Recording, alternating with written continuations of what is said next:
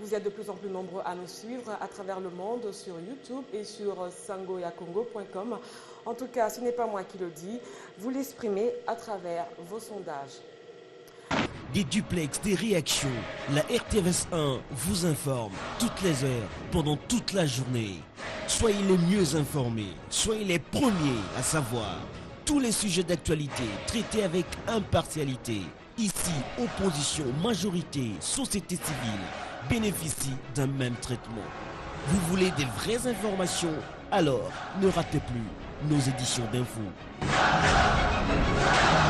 Vision titre, le monde entier célèbre ce vendredi 11 juillet la journée internationale dédiée à la population. Cette année, l'accent a été mis sur les jeunes. Investir sur la jeunesse, c'est le thème qui a été retenu. C'est l'occasion justement de réfléchir sur les problèmes de chômage, les grossesses précoces, le banditisme qui affecte les jeunes congolais. C'est ce qui a inspiré la réflexion de ce soir qui a porté la signature de Adam Chemissi.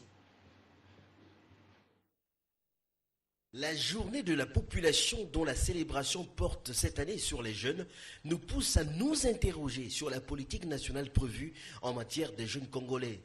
Visiblement, toutes les politiques et stratégies imaginées par nos jeunes, pour nos jeunes restent dans les placards des ministères. Aucune vision pour ces jeunes qui voient leur vie pour la plupart être hypothéqués car la République n'offre pas des chances égales. Chaque année, ils sont des milliers, ces jeunes, à fuir le pays pour l'étranger à la recherche du mieux-être. Les conditions sociales en RDC sont tellement rudes que les plus valides vont se réfugier en Angola, au Gabon et ailleurs, loin du continent. Ceux qui terminent leurs études ne trouvent pas d'emploi. Le taux de chômage a dépassé les limites du tolérable.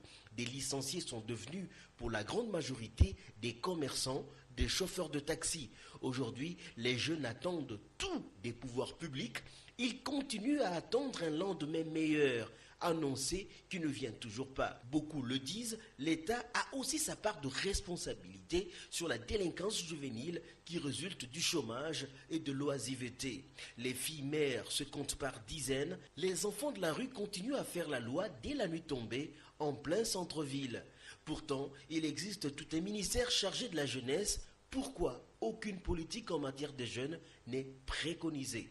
Les jeunes sont employés abusivement par les expatriés. Consolation, les jeunes sont employés abusivement par les expatriés. Les jeunes n'ont plus de repères, plus de modèles. Pour noyer leurs soucis d'une vie difficile, les jeunes passent leur temps dans les débits de boissons, les bistrots du quartier. C'est dans la bière que beaucoup cherchent à trouver une certaine consolation. Ils ne sont ni encouragés ni encadrés. La RDC aspire à devenir un État émergent. C'est fort de sa jeunesse que ce rêve pourrait se réaliser.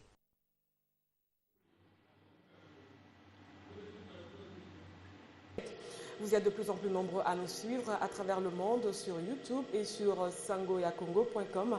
En tout cas, ce n'est pas moi qui le dis, vous l'exprimez à travers vos sondages.